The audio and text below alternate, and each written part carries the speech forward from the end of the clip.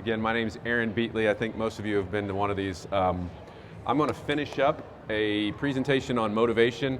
Last time, I believe I have it on here. Last time I talked about perceived competence, relatedness, and autonomy. And today I'm going to talk about individuality, social support, and enjoyment.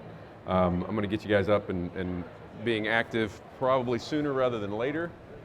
The first thing I want to, actually, you know what, I'm going to get you up first. Why don't you guys stand up, come out here and walk anywhere you want.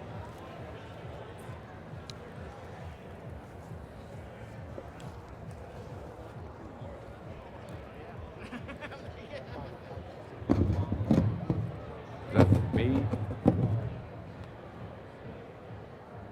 Am I good?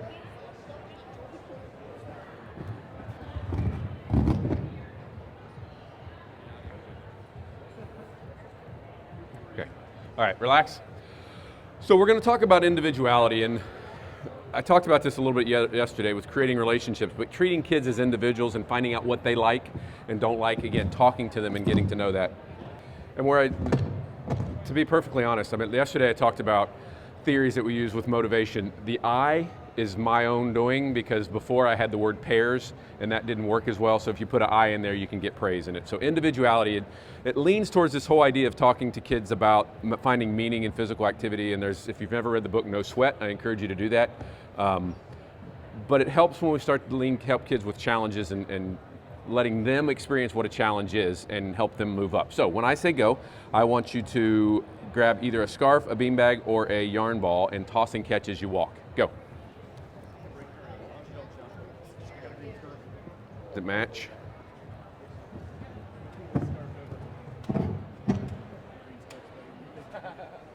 Probably not.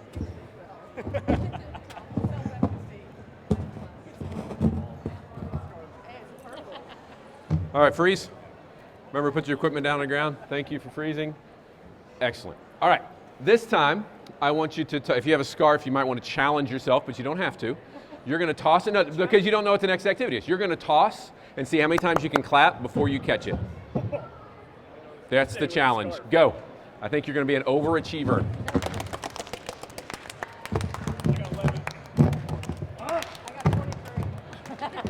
The record today is 75, so.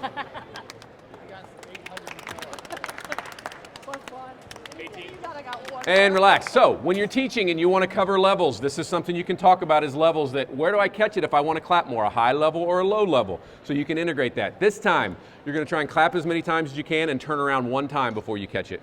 That's the challenge. Go.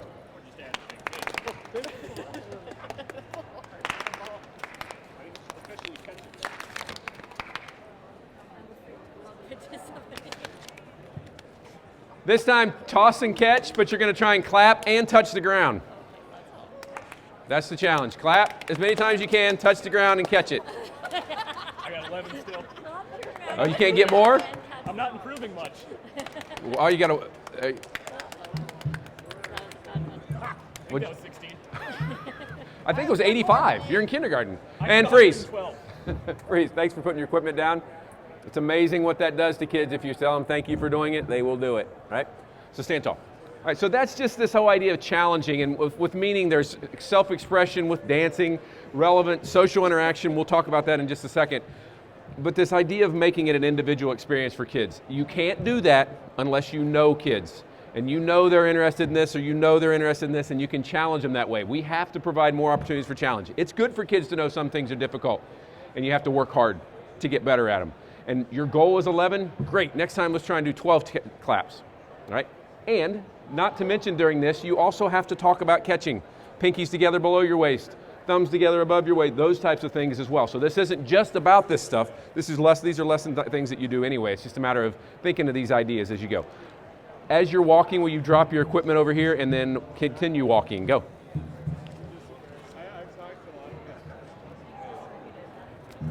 And this is one of these things that you know how kids are going to interact, understanding that how peers are going to influence kids.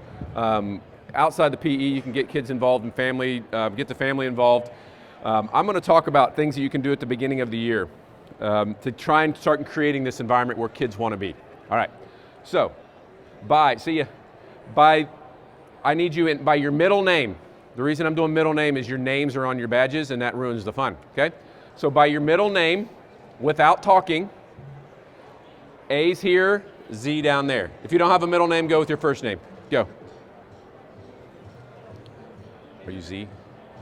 Wait, where was A's here, Z down there by kid in the UK.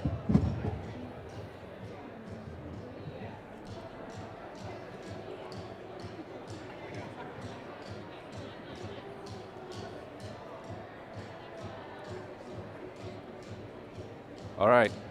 All right, I'm going to see if you're in order. If you don't, we do a push-up for every kid that's... I'm kidding, all right? We're not doing push-up. But this is huge. I remember my daughter came home, and she found out that someone in her class in kindergarten, her name is Hope, and someone's name was Hannah. Hannah's name starts with an H. That's a big deal for kids. Early on, do this activity. Now, I will tell you, I did this out in LA when I was teaching out there, and it took second graders by first name that knew their names a long time to figure this out, right? It's easy for us to categorize, but kids will struggle with it. That's okay, all right? This time, hands behind your back, no talking. I need you by month that you were born, January there, December down there. Go. You guys just know each other's birthdays? You're just guessing. We're cheating. Yes. Look at this, Kentucky, right there. Counting with your feet like a horse. Yes.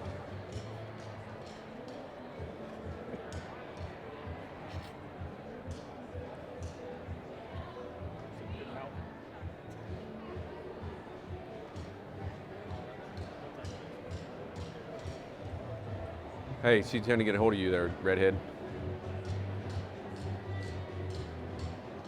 Okay, I kind of got the idea.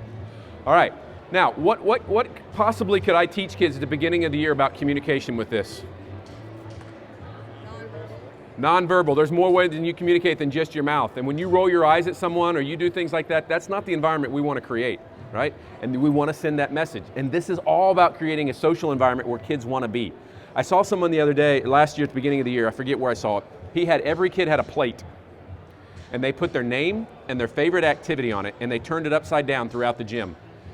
I went and picked one up, and it said Sally Tennis. I went and found Sally. I said, you like tennis. Gave her a high five, put it back, and then I went and did something else. That's the way kids know their activities, what kids act like they like, and you got to know about physical activity. You start that message of physical activity, all right? These social interactions are huge. We know if I flip back to this, you can see that the social interactions are extremely important for meaningful physical activity. The meaningful physical activity, if you're familiar with that literature, and the motivation literature have a lot of things that mesh together, all right?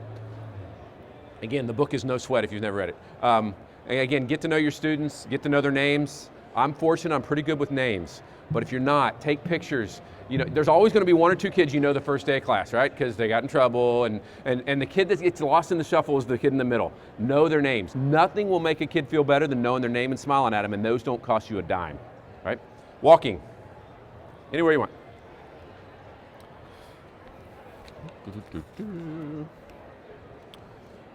And freeze.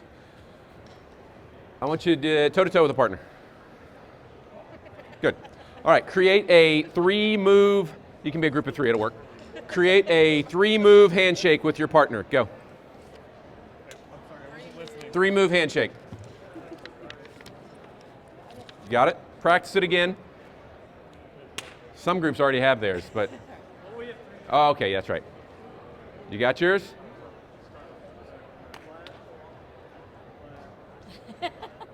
Okay, you got it? All right, find another partner, go.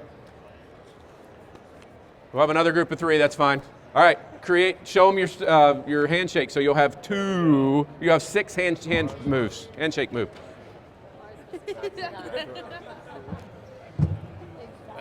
Got your 6? All right, now get in a group of 3. You can stay where you are. All right, now show them all the handshake moves you've known. This is going to get complicated, I know, that's all right. I want you to be frustrated. So all 3, whatever you learn, what you learn, and what you learn.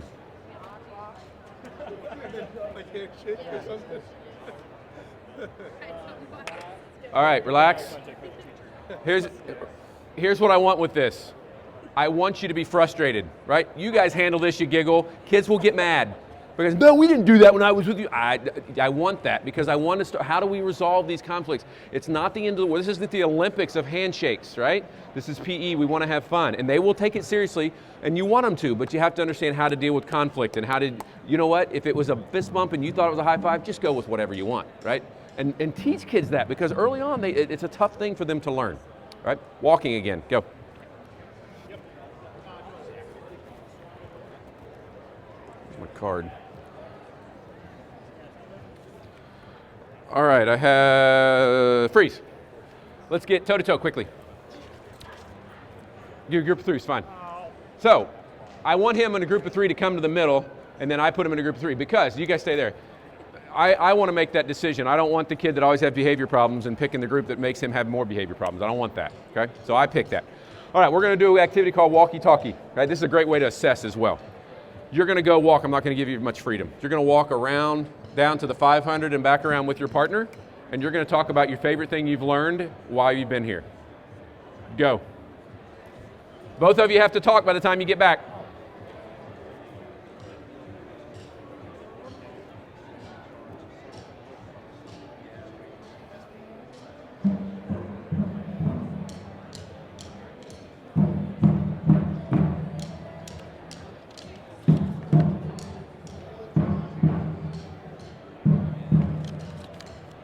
I just hope they don't leave and not come back.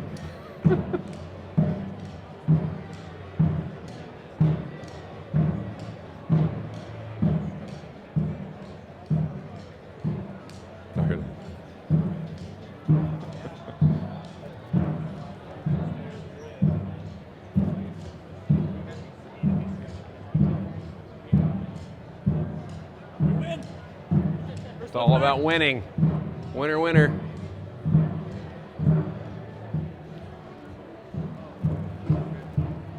I have one group that went the other way. I like the individual thinking. Great.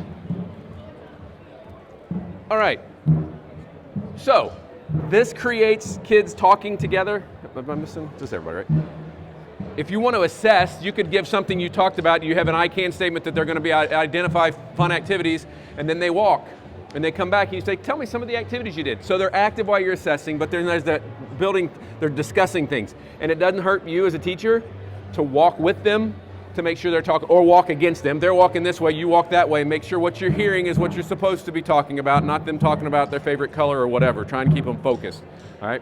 If you need to, you can also give them a card. If you have an outdoor space and a big space, you can give them a card that has 2 or 3 questions, and they read those questions. Great assessments, they're active, especially if you're doing a walking lesson, which I think is a great thing, all right? Walking by yourself, inside here, go.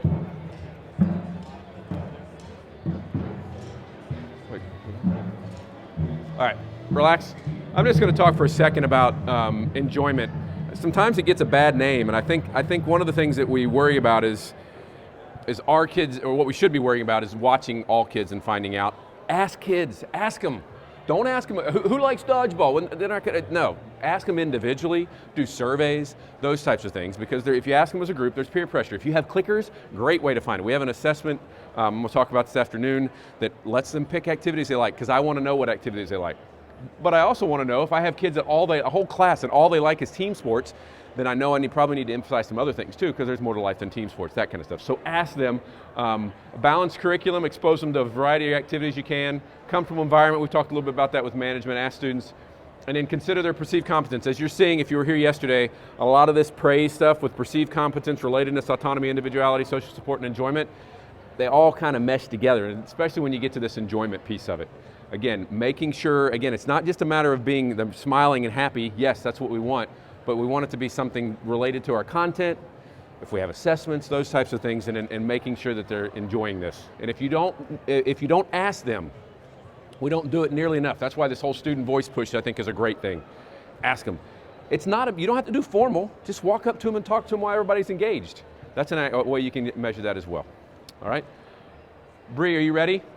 Okay, I just want to just real quickly, I think I've talked enough about these, balanced, meaningful curriculum. Again, not all team sports, not all individual sports, not all jump rope, a variety of activities. Pengrazi's going to talk about our curriculum that we're getting ready to put online. I point over there because there's a sign over there for it.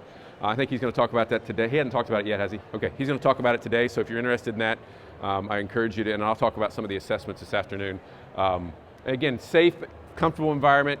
This fun, joy, delight, and enjoyment. Delight is a word that comes from the meaningful literature on meaningful physical activity. If you're not interested in that, or not heard much about that, I encourage you to Google meaningful physical education. There's a couple blogs and stuff that are out there that are really, really good.